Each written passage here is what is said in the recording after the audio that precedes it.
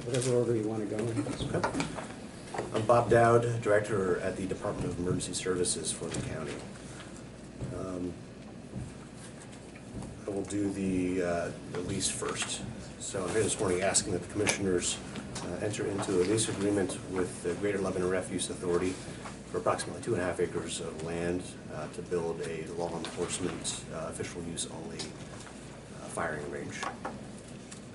And it's a three-year lease initially. That's going to automatically renew year over year unless there is 1 year notice from either party to cancel. And all of the trajectory and cost issues and things like that were all ironed out. They were, and we met with the county's insurance company, who also was out there with eyes on exactly what we're planning, and they were very comfortable with it. They said it's an excellent location. All the concerns are addressed.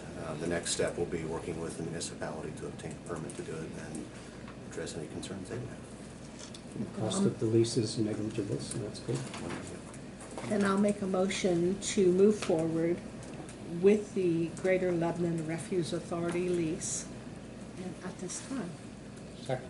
Okay, it's moved and seconded. Any questions regarding this? This is an important thing for our law enforcement and a great cooperative effort between these two entities. Can I just comment a second? I'd like to personally thank Bob for all the hard work and the effort that he's put forth for Lebanon County law enforcement, and also the support of the commissioners for going along with it. It's greatly needed, and we appreciate it. So thank you. Awesome, thank you. Thanks for shepherding that, Bob. And it took me a while to get there, Bob. You know that,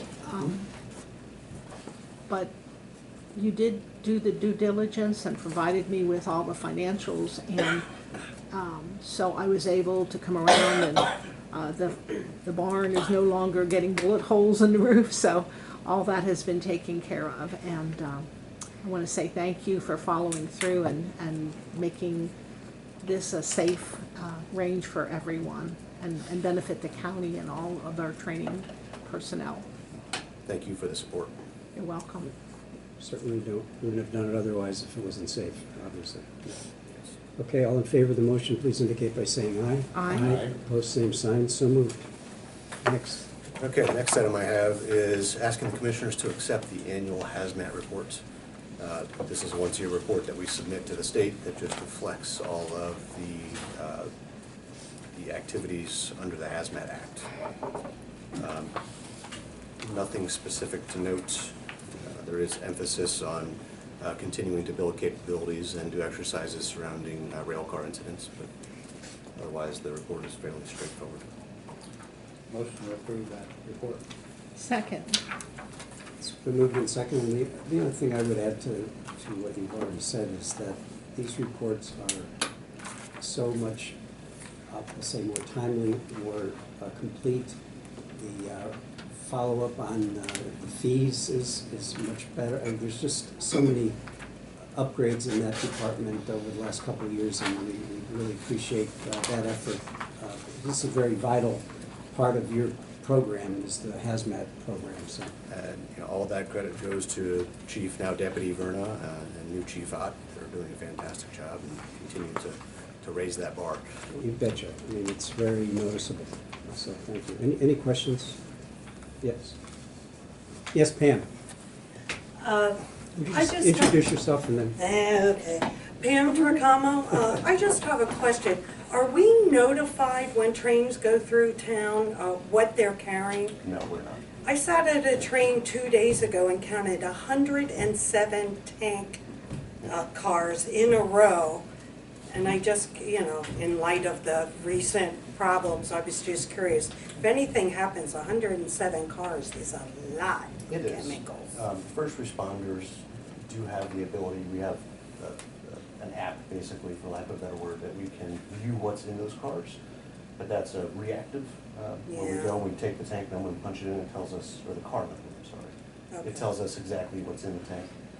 Okay. But as far as being notified when they come through, we do not either. Okay. I was just curious because it was such a large amount Yeah. of tank cars. I thought maybe we'd get a warning.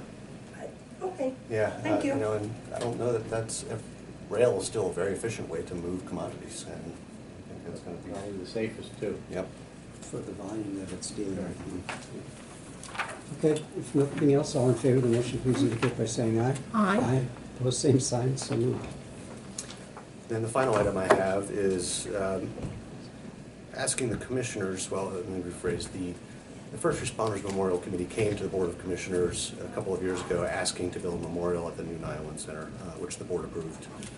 And they have been trying very hard to raise the funds to get to the point where they could construct the memorial, and so far have not been able to get there. In order to keep this project moving, they asked us if we'd be willing to step up and build a memorial piece outside of the bricks that they've already sold, which would still be incorporated. And I'm asking the commissioners today to explore that, come back with some pricing options, and then bring it to the board for further review and action. I'll make a motion to proceed with pricing options, and I don't know if you can ask for them two ways, a certain number of monuments, just in case one is so much higher than the other, so that we can make a good choice for this county. I will come back with several options. And, Okay. we'll do everything we can to keep the Costs in the line. design effective and reasonable while accomplishing the goal. Second motion. Thank you.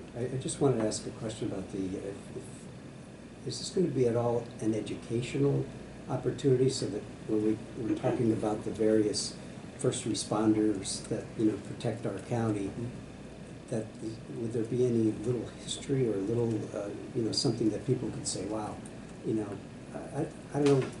I think it absolutely could be, and it's not something that I have thought about, but that's a wonderful idea.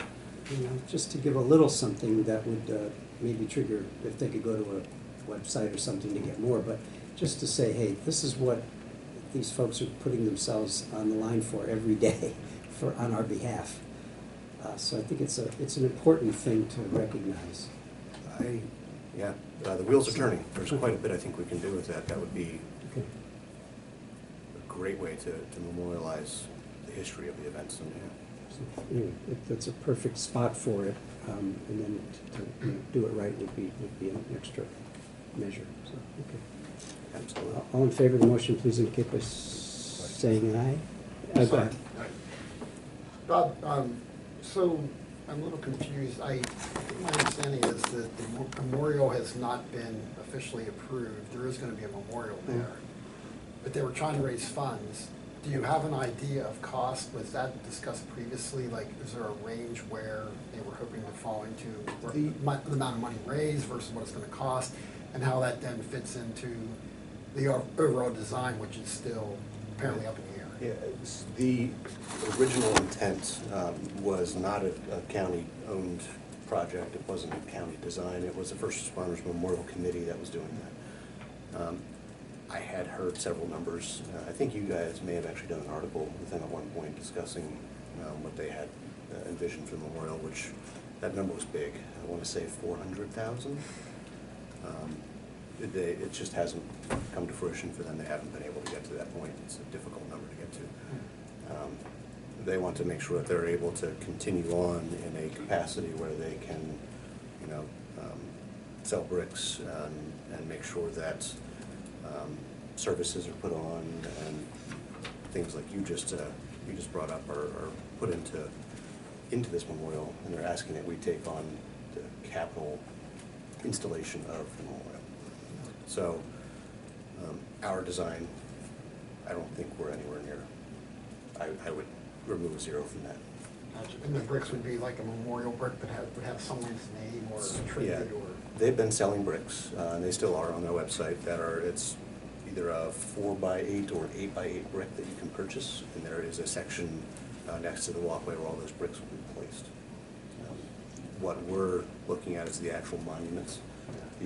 I'll call it hardscaping, so the pathway with the area with the flagpoles, that was part of the original building bid, so that piece we already own. What we're adding is the monuments themselves that will have the names of those who paid the ultimate sacrifice. All in favor, please indicate by saying aye. Aye. Opposed, same sign, so moved. Thank you very much. Okay, Robert, thank you.